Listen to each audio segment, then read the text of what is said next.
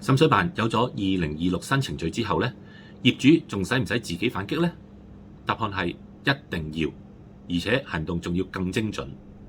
精準自救4步法就係第一步，壓物管。懷疑公用喉管，即刻引用《建築物管理條例》第34H 條。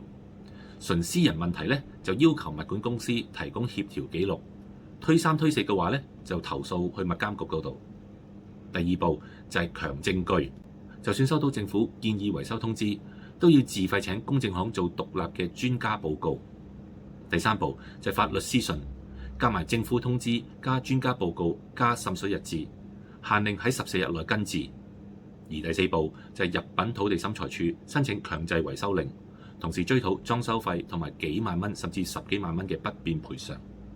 新程序只係加快咗通知，真正幫你拎翻賠償永遠都係你自己。請你點擊下面嘅連結，即刻睇我完整微調4步法啦。